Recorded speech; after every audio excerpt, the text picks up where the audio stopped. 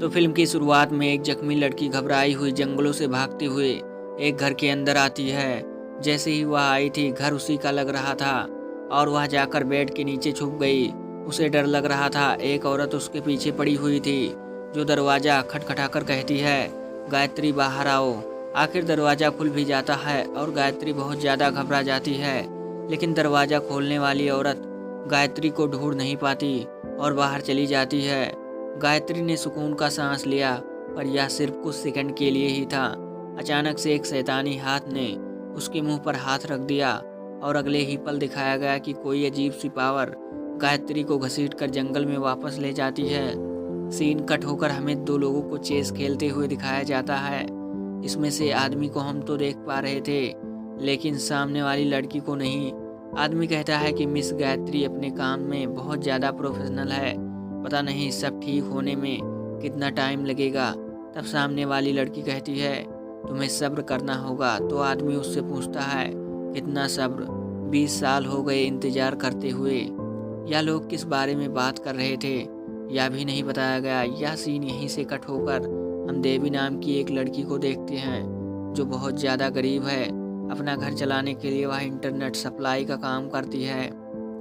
उसकी mom mentally stable नहीं है और उसका ज़्यादा वक्त उनका ध्यान रखने में निकल जाता है। देवी की मॉम हमेशा उसे यही कहती रहती थी, एक दिन वह आएंगे और तुम्हें ले जाएंगे, तुम्हें नुकसान पहुंचाएंगे, मुझसे दूर कर देंगे। तब देवी उन्हें गले लगाती है और कहती है, यहाँ कोई नहीं आ रहा है मॉम। देखिए, बचपन से आप यही कहती आ रही हैं कि वह दोनों को ले जाएंगे, लेकिन आज तक कोई नहीं लेने आया और आज भी नहीं आएगा। उसकी मॉम अब उसके भाई के लिए बहुत ज़्यादा परेशान हो रही थी। घबराहट में वह अपने भाई को कॉल करती है और पूछती है, तुम कहाँ हो? सीना बताता है, मैं अपने बॉस दिहम के साथ हूँ और नाइट शिफ्ट कर रहा हूँ। हालांकि वह झूठ बोल रहा था। वह अपने बॉस की वाइफ के साथ था और यह काम वह ज़्यादा पैसों के लिए करता था। लेकिन आज से शायद यह काम ख़त्म हो जाता, क्योंकि उसके बॉस की वाइफ ने उसे बताया कि तुम्हारे बॉस को सब पता चल गया है। जैसे ही अब सीना घर आता है तो देवी उसे बहुत डांटती है, क्योंकि उसके हमेशा घर आने से उसकी मॉम की तबीयत खराब हो जाया करती थी। खैर, सुबह होते ही देवी अपने काम पर चली गई। उसे इंटरनेट कनेक्शन लगाना था आज पुलिस स्टेशन में, लेकिन इंस्पेक्टर मना कर देते हैं कि वह देवी से इंटरनेट कनेक्शन नहीं लेंगे, क्योंकि देवी के भाई ने उसकी वाइफ के साथ अफेयर रखा है और इसी चीज़ का गुस्सा उसने देवी से निकाला। खैर, अब रात का वक्त दिखाया जाता है। देवी अपनी मॉम के साथ सो रही थी। अचानक से उसे अपने पर्दे पर किसी के होने का एहसास हुआ।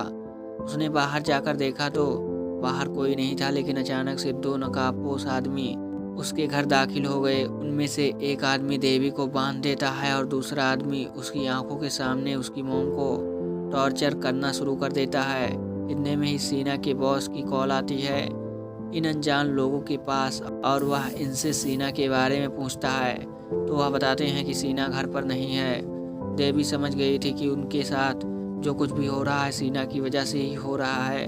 अब दिरहम अपने आदमियों से कहता है, सीना नहीं है तो उसकी मॉम को मार दो, ताकि उसे पता चले कि उसने क्या किया है। अपने बॉस के कहने के मुताबिक वह लोग सीना की मॉम को बाथटब में डुबाकर तरफा तरफा कर मार देते हैं। देवी भी चुपचाप अपनी मॉम की मौत का तमाशा देखती रही। सुबह होने पर पुलिस तो उनके घर आई, लेकिन इंस्पेक्टर तो खुद सीना का बॉस ही था, एक पावरफुल पैसे वाला आदमी। उसके ऊपर कोई केस नहीं बना, वह किसी मुश्किल में नहीं आया, लेकिन इनकी लाइफ तबाह हो गई। देवी अपना सारा गुस्सा सीना के ऊपर निकाल रही थी। वह सीना को घर से निकालना चाहती थी, लेकिन अगर ऐसा भी वो करती तो वह खुद किसके पास रहती? उसके पास उसके भाई के अलावा कोई भी नहीं था।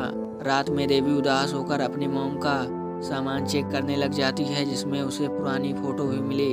एक पिक्चर में उसके डैड भी थे और यहाँ हमें देखने को मिला कि उसके डैड और कोई नहीं बल्कि मूवी के स्टार्ट में दिखाया जाने वाला मिस्टर अगन थे, जो किसी औरत के साथ चेस खेल रहे थे। अभी वह यही पिक्चर्स देख ही रही थी कि अचानक से उसके कमरे की लाइट चली गई। उसे बहुत अजीब फील हुआ। उसे ऐसा फील हुआ जैसे उसके पीछे कोई बैठा हुआ है। उसने पीछे मुड़कर देखा तो पीछे उसकी मॉम बैठी हुई थी, जिन्हें देखकर वह डर गई, क्योंकि उसकी मॉम तो मर चुकी थी। अचानक ही लाइट आ गई और उसकी मॉम वहाँ से गायब हो गई। इसलिए देवी को लगा जो कुछ उसने देखा है वह उसका वहम है। अगली सुबह दिखाया जाता है कि अब मिस्टर अगन यानी देवी और सीना के डैड इन लोगों से मिलने के लिए आए थे, लेकिन देवी उनसे कोई बात नहीं करना चाहती थी क्योंकि सालों पहले वह उन्हें छोड़ चुके थे और उनकी वजह से इन लोगों ने बहुत मुश्किल लाइफ गुजारी। मिस्टर अगन अपने बच्चों को लेने के लिए आए थे, लेकिन देवी जाने के लिए तैयार नहीं थी, पर सीना जानता था कि उन्हें अपने डैड के साथ ही जाना चाहिए क्योंकि जो कुछ उसने किया उसकी वजह से उसकी मॉम तो मरी ही थी, उसकी जॉब भी चली गई थी, अब पैसे उनके पास नहीं थे, या घर चलता कैसे। फिलहाल के लिए मिस्टर अगन वापस चले जाते हैं, सीना से यह कहते हुए कि तुम अपनी बहन को समझाना, मैं फिर तुम्हें लेने आऊँगा। रात हो गई थी, देवी सोने के लिए चली गई, लेकिन अचानक उसे बाहर से टेप के चलने की आवाज़ आई। उसे लगा शायद सीना टेप खुली छोड़ दिया है। उसने बाहर जाकर एक टेप बंद की तो अंदर वॉशरूम में दूसरी टेप खुलने की आवाज़ आ गई। इस मर्तबा टेप की आवाज़ के साथ साथ उसकी मोम की आवाज़ भी आ रही थी, जो काफ़ी डरावनी थी और डरी हुई भी लग रही थी। उसकी मोम देवी से कहती है, देवी मुझे बचा लो। देवी जैसे ही वॉशरूम का दरवाज़ा खोलती है तो उसे अपनी मोम की लाश बाथटब में नज़र आती है। अगले ही पल जैसे ही वह पीछे मुड़ी तो उसकी मोम ने आकर उसका चेहरा पकड़ लिया और इस टाइम वह खुद भी काफ़ी भयानक दिख रही थी। वह चीख चीख कर देवी का मुंह पकड़कर कहती है, देवी मुझे बचा लो, मैं खतरे में हूँ। और इसी खौफ से देवी की आँख खुल जाती है और हमें पता चलता है कि यह सब देवी का एक ख्वाब था। उसकी चीख सुनकर सीना भी कमरे में आया और उसे समझाने लगा, देखो देवी, हम इस घर में नहीं रह सकते, यह घर हमारी मॉम की यादों से भरा है, हमें यहाँ से चले जाना ही चाहिए। देवी की जो दिमागी हालत हो गई थी उसे देखते हुए वह भी मान गई।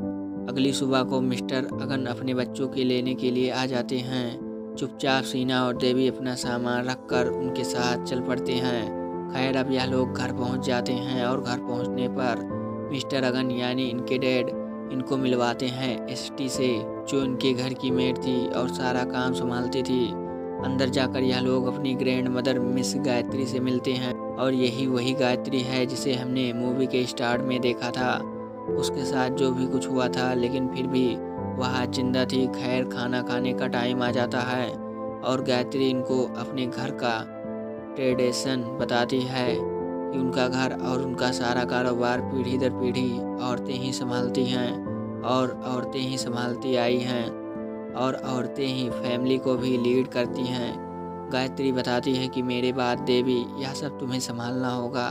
खैर दिखाया जाता है कि रात में सीना इस पूरे घर को एक्सप्लोर करने लग जाता है। एक्सप्लोर करते हुए वह एक ऐसी जगह पर पहुंच जाता है जहां बहुत सारी अजीबोगरीब पिक्चर्स को पिन किया हुआ था और इनमें से तो कुछ औरतें के मुंह पर क्रॉस का निशान भी बनाया गया था। एकदम से इसी दीवार के साथ लगा दरवाज़ा जोर जोर से खटखटाने लगा जैसे उसके अंदर कोई हो। इससे पहले कि सीना उसे खोल लेता, यहाँ पर एसटी आकर उसे रोक देती है और बताती है यह उसकी ग्रैंड माँ का सीक्रेट रूम है और इसे खोलना मना है। रात में अब हमें देवी को दिखाया गया, वह जब अपने गाने सुन रही थी तो गानों में ही उसे किसी की विस्पर सुनाई दी। उसने डर कर अपना म्यूजिक बॉक्स ही बंद कर दिया।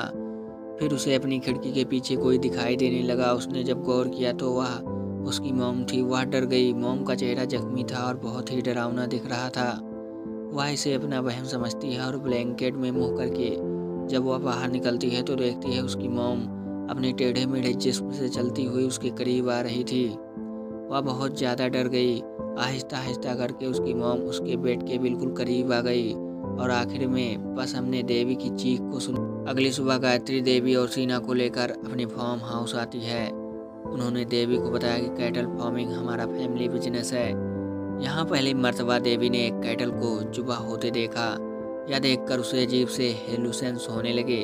उसे लगा जैसे इस कैटल की जगह उसकी मॉम आकर लेट गई है और उसकी मॉम के गले पर छुरी रखकर उन्हें जुबा कर दिया गया है और खून की एक बड़ी फव्वार निकली। अपनी हेलुसेंस ने उसे वोमिटिंग भी होने लग गई। गायत्री और एसटी ने उसे संभाला। इसके बाद गायत्री यहाँ पर काम करने वाले मिस्टर जाका से देवी को मिलवाती है, जो देवी को सारा काम समझाने वाले थे। रिपोर्ट्स पढ़ते हुए जाका ने बताया कि पिछले 3 से 4 सालों से पता नहीं क्यों लेकिन हमारा बिजनेस लॉस में है। देवी ने बिजनेस की हिस्ट्री पढ़ना शुरू की तो उसे पता चला कि उसकी ग्रैंड माँ गायत्री 1935 से इस बिजनेस को हैंड ओवर किए हुए थी। ऐसा कैसे पॉसिबल था? क्या वह 100 साल से भी ज़्यादा बूढ़ी थी? इतनी बूढ़ी वो तो वह दिखती भी नहीं थी। खैर, अब हमें घर का सीन दिखाया जाता है जहाँ पर गायत्री और एसटी बात कर रहे थे। एसटी ने गायत्री को बताया कि इन दोनों के आ जाने से कैटल फॉर्म काफ़ी अच्छा हो गया है, कैटल्स की सेहत भी बेहतर हो गई है, लेकिन अब आपकी सेहत खराब होती जा रही है। हमें और देर नहीं करनी चाहिए इनहेरिटेंस के प्रोसेस में। बाहर से गुजरते हुए सीना को उनकी बातें मशकूक लगी तो वह सुनने लग गया, लेकिन गलती से उससे कुछ गिर गया तो एसटी को उसके बाहर होने का पता चल गया। इससे पहले कि एसटी देखती, वह कमरे की साइड पर छुप जाता है। सीना जल्दी से अपनी बहन देवी के पास आता है और उन्हें बताता है कि ग्रैंड माँ बीमार है और वह इनहेरिटेंस की बात भी कर रही थी। मुझे लगता है यहाँ कुछ अजीब चल रहा है, लेकिन देवी उससे रिलैक्स करते हुए कहती है उनकी उम्र 100 साल से भी ज़्यादा है। देखो, वह 1935 से कैटल फार्म चला रही है। बूढ़े लोग बीमार हो ही जाते हैं और ऐसी बातें करते हैं। खैर, वह यहाँ से चला जाता है, लेकिन बाहर जाकर देखता है उसके डैड से सीक्रेटली उनके फैक्ट्री के मैनेजर मिलने के लिए आया है। इधर देवी भी किचन में चाय बनाने के लिए चली गई और जब वह चाय बना रही थी तभी उसे विंडो में से किसी की अजीब विस्परिंग की आवाज़ सुनाई दी। उसने पीछे मुड़कर विंडो में देखा तो वहाँ उसकी मोम थी, जिन्हें देखकर वह बुरी तरह डर गई। और जैसे ही पीछे की तरफ मुड़ी तो उसने देखा कि वहाँ एसटी थी, जिसे एक मर्तबा फिर ना पहचानने की वजह से उसने चीख मार दी। खैर, एसटी ने उसे रिलैक्स किया और पूछा क्या बात है। उसने एसटी को कुछ नहीं बताया, उल्टा एसटी से ही सवाल कर लिया कि क्या गायत्री ग्रैंड माँ 1935 से वह फैक्ट्री चला रही है। एसटी ने हैरान होकर पूछा तुम्हें यह बात किसने बताई? तो उसने बता दिया कि मुझे जाका ने यह बात बताई। एसटी ने कहा किसी की बातों पर यकीन मत करना।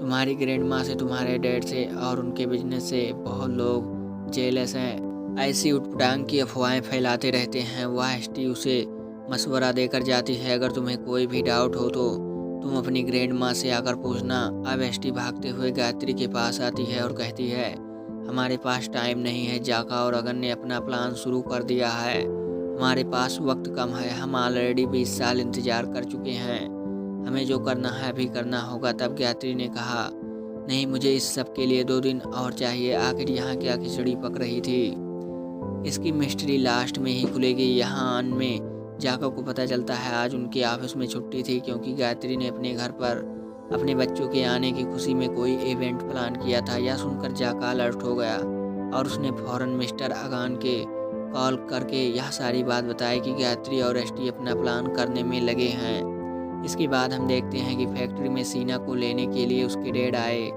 वह उसे गाड़ी की चाबी देते हुए कहते हैं तुम इसे ड्राइव करना, मैंने ट्रंक में तुम्हारे लिए कुछ रखा है, उसे आज नहीं कल निकाल लेना। लेकिन उससे पहले मुझे तुम्हारे से एक वादा चाहिए। यह वादा क्या था यह हमें नहीं सुनाया जाता, घर पर दिखाया जाता है। देवी ब्रश कर रही थी, तभी उसे अपने पीछे वॉशरूम में कोई ब्लैक चीज खड़ी नजर आई। वह डर गई, उसने पीछे देखा तो वहाँ एसटी ही थी। वह कहती है आपको आपकी ग्रैंड माँ बुला रही है। मीनवाइल हम देखते हैं एसटी और मिस्टर अगन दोनों ही चेस खेलने के लिए बैठ गए थे। यहाँ गायत्री देवी से काफ़ी सारी बातें कर रही थी, जैसे उसकी आदतों के बारे में, उसके गाने सुनने के बारे में। वह उसे अपनी म्यूजिक कलेक्शन दिखाती है और यहाँ एक गाना प्ले करके उसके साथ डांस करने लग जाती है। देवी सबसे काफ़ी खुश थी, लेकिन अचानक से गायत्री बेहोश होकर गिर गई और बाहर हमें दिखाया गया कि मिस्टर अगन एसटी से चेस हार गए। उसके बाद एसटी जब कमरे में आई तो गायत्री उन्हें बेहोश मिली।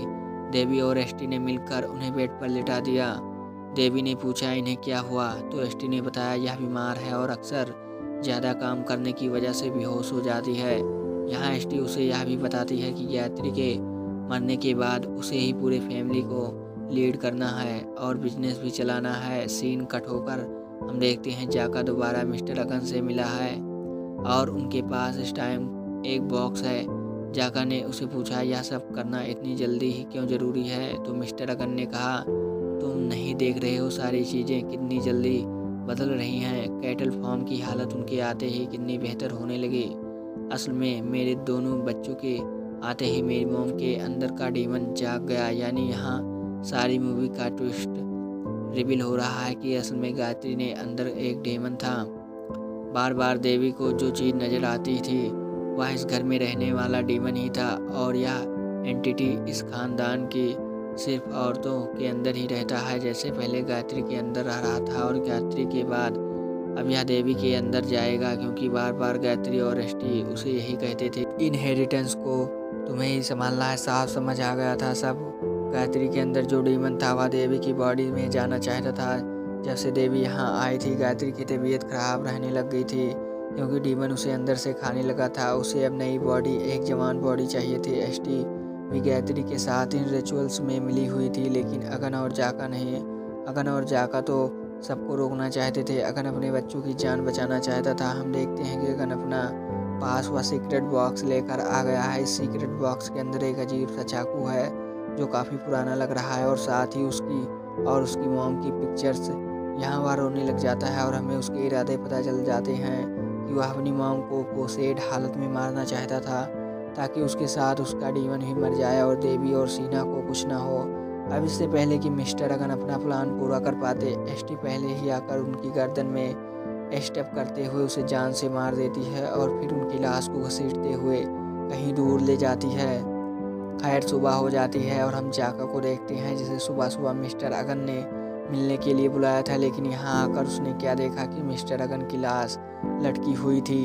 ऐसा लग रहा था जैसे उन्होंने सुसाइड कर लिया, लेकिन उनके गले पर चाकू का भी निशान था। इतने में ही बाकी सारा स्टॉप भी आ गया और उन्होंने जाका को मिस्टर अगन के पास देखा और जाका को ही किलर समझ लिया। वह सब जाका के पीछे भागने लगी और जाका अपनी जान बचाकर यहाँ से भाग गया। इतने में ही सीना और देवी भी आ चुके, जो सब लोगों से कुछ पूछने की कोशिश करते हैं, लेकिन जब कोई नहीं बताता तो खुद अंदर जाकर वह अपने डैड की मुर्दा लाश देखकर टूट जाते हैं।